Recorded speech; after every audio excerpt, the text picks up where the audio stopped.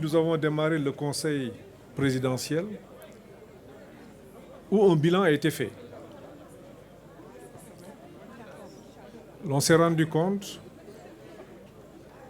que toutes les promesses qui ont été faites ont été totalement exécutées et dépassées. C'était 83 promesses, 83 mesures pour un coût de 201 milliards.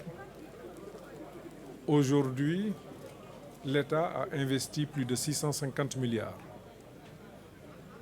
dans le secteur des infrastructures, dans le secteur de l'agriculture, dans le secteur de l'élevage, mais aussi dans l'éducation et la formation.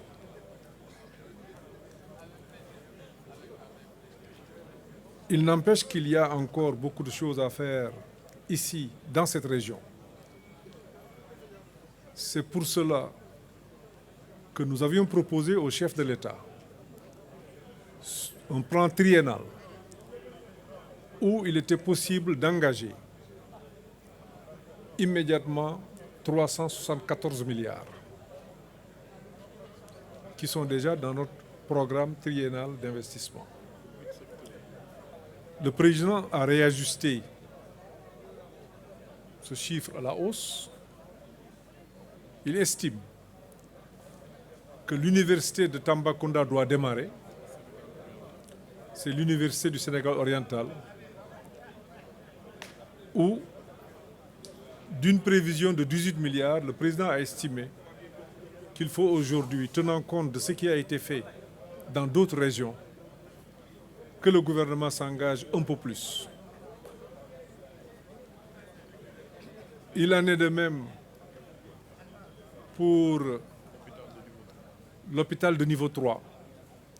Tamba n'en a pas encore. Le président souhaite que dès 2023, que les travaux relatifs à l'hôpital de niveau 3 de Tambacounda puissent démarrer. Parce que nous avons fait un diagnostic sans complaisance et l'on s'est rendu compte que dans le processus de recrutement, cette région a été un peu défavorisée. C'est pour cela qu'il a demandé que dans le programme de Xëyu Ndaw yi, que 1088 jeunes soient recrutés immédiatement dans le cadre des différents projets que nous avons, qui peuvent concerner soit le cadre de vie, qui peuvent aussi concerner d'autres emplois qui sont clairement identifiés.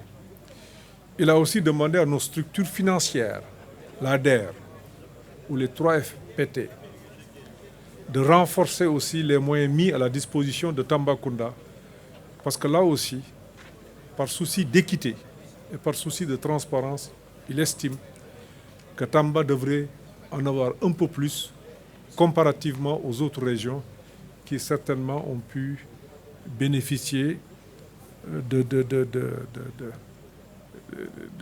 ces programmes et projets.